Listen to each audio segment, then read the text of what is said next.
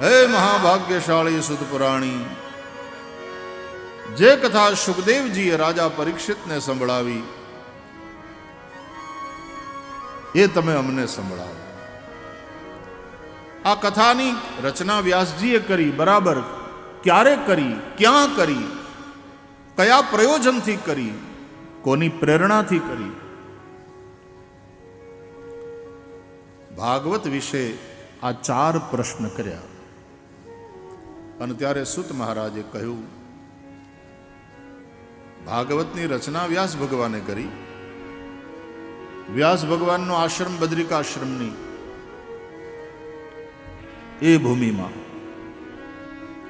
સરસ્વતી નદીના કિનારે શમ્યાપ્રાસ નામનો એમનો આશ્રમ.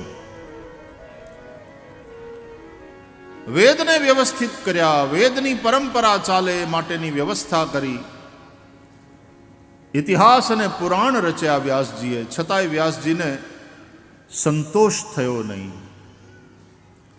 અશાંત વેદ વ્યાસજી પોતાના આશ્રમમાં બેઠા હતા. એમાં વ્યાસજીના આશ્રમમાં દેવર્ષિ નારદ પધાર્યા. જો વ્યાસજી પણ ભગવાનનો અવતાર છે 24 અવતારમાં, અને નારદજી પણ ભગવાનનો અવતાર છે. એક અવતાર મૂંઝાયેલો, બીજો અવતાર એનું માર્ગદર્શન કરે.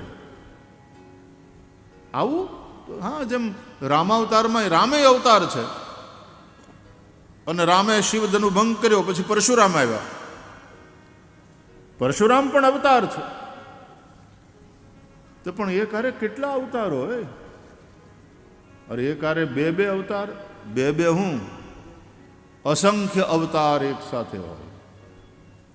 હકીકતમાં આ બધું જ જે કંઈ છે એ બધું ભગવાનનું જ રૂપ છે ને. એટલા માટે નરસિંહો ગાય છે, ચિત્ત ચૈતન્ય વિલાસ તદરૂપ છે, બ્રહ્મ લટકા કરે બ્રહ્મ સામે. આ તો બ્રહ્મનું લટકું છે બ્રહ્મની સામે.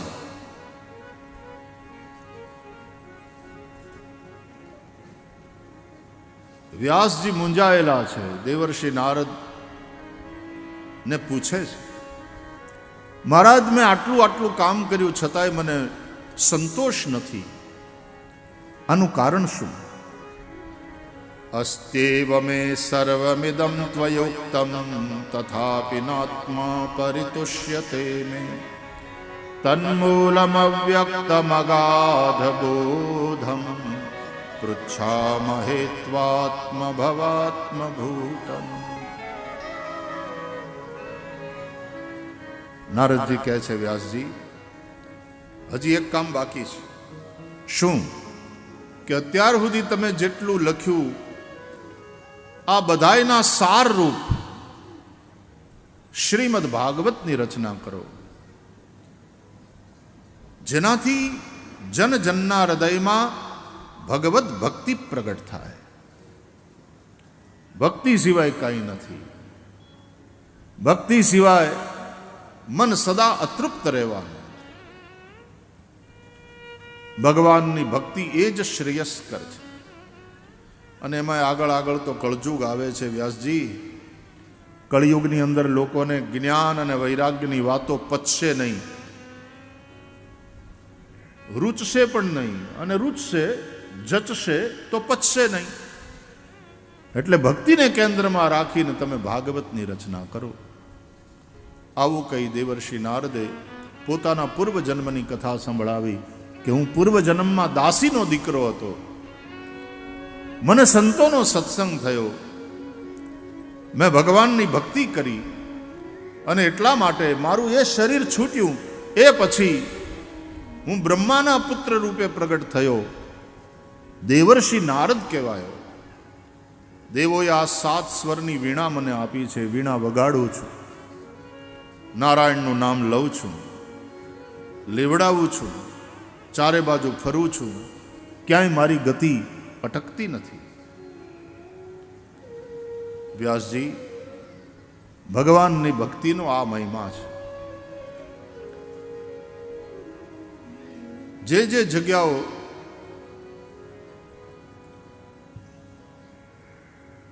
આ નગાલખા બાપાની જગ્યા મહિમા હેને કારણે એમાં ઉર્જા કઈ? ભક્તિની. ઠાકર મહારાજનું ભજન, ઠાકર મહારાજની અંદરનો ભરોસો. અને ત્યારે આવી રીતે મરેલાને પાછા સજીવન કરે. સાધુ સંતોનું કામ જ એ છે. ઘણા એમ કે આ બધા ચમત્કારોની કથા તમને આવીને આવી ચમત્કારોની કથા.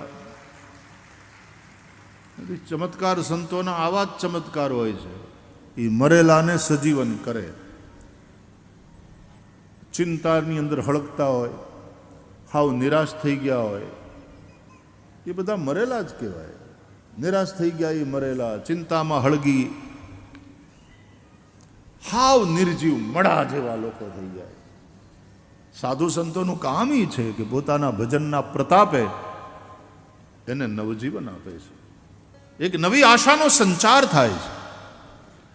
અને નિશ્ચિતપણે સંતોની વાણીમાં, સંતોના ભજનમાં એ તાકાત હોય છે કે આવા મુર્દાની જેમ જીવતા લોકોને પણ સજીવન કરે, નવી આશાનો સંચાર કરે, એને નવું જીવન આપે, એને ઉપદેશના બે વેણ કહી અને એક નવી દિશા એને માટે ખુલ્લી આપે.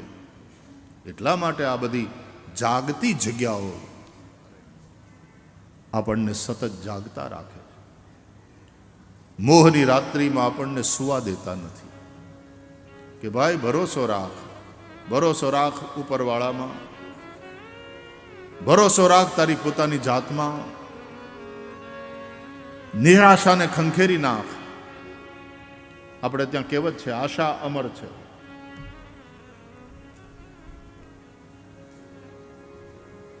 સાધુ સંતોનું કામ આ શ્રદ્ધા બલવતી કરવાનું, નવી આશાનો સૂરજ એના જીવનમાં ઉગે એવું કરવાનું. જે હાવ નિરાશ થઈ ગયા હોય, હિંમત હારી ગયા હોય, અરે ઘણીવાર તો મરવાના વિચાર કરતા હોય અને ઘણીવાર આત્મહત્યા કરી પણ બેસતા હોય, ત્યારે એને ટેકો આપી ઠાકર ધણીની અંદર ભરોસો મજબૂત એનો કરી આશીર્વાદ આપી પાછા એ સાધુ સંતો પ્રાર્થના કરે એના માટે પરમાત્માને. અને ખરેખરી પ્રાર્થના દ્વારકાધીશ સાંભળે અને એનાથી કાંઈક એવું થાય કે માણસની આશા બળવતી થઈ જાય. એક નવા જીવનની, એક નવી જિંદગીની શરૂઆત થાય. એટલે સાધુ સંતોનું કામ મળદા બેઠા કરવાનું જ છે. હાવ જે નિર્માલ્ય થઈ ગયા હોય, હિંમત હારી ગયા હોય, મરવાના વિચાર કરતા હોય, નબળા વિચાર જેના હોય, એની અંદર એવી આશાનો સંચાર કરે, એમાં એવો ઉત્સાહ ભરે અને એવો એને કામે લગાડે અને એ સફળ તો થાય જ, પણ પછી એ સમાજને ઉપયોગી બને, બીજાને ટેકા દેતો થઈ જાય એવો એને કરી મૂકે. આ સાધુ સંતો, આ આપણી જગ્યાઓ, આ આપણા મહાપુરુષો, એના ચમત્કારો આ છે. એટલે અનેકને નવજીવન આપે, નિશ્ચિતપણે નવજીવન આપે. જગ્યાઓનું કામ, સાધુ સંતોનું કામ આ છે. અને આ જેવો તેવો ચમત્કાર નથી. તમે વિચાર કરો ને, આ સમયમાં ચારે બાજુથી ફરિયાદ સાંભળવા મળે કે અમારું સાંભળતા નથી. પત્નીને ફરિયાદ હોય કે આ મારું સાંભળતી નથી. પત્નીને ફરિયાદ હોય કે અમારા એ અમારું ક્યાં સાંભળે છે, અમારી વાત કોઈ દી તમે કાને ધરી. છોકરાઓના માટે મા બાપને ફરિયાદ હોય કે આજકાલ છોકરાઓ ક્યાં માને છે, ભાઈ સાંભળતા નથી મા બાપનું. અને છોકરાઓ એને એમ થાય કે અમે આટલું આટલું કહીએ તોય બાપા ના પાડે, અમારું સાંભળતા જ નથી, એને અમારામાં વિશ્વાસ નથી. પ્રજાને એમ થાય છે કે નેતા અમારું સાંભળતા નથી. ચારે કોર એ નહીં ફરિયાદ, કોઈ સાંભળતું નથી અમને.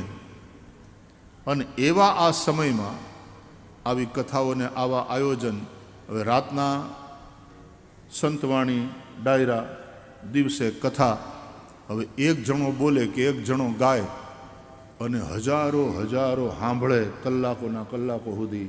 રાતના કાર્યક્રમ હોય તો હજારોના હજારો સવારના 3 વાગ્યા સુધી બેહે, આટલા બધા સાંભળે. આ ચમત્કાર નથી કળિયુગનો?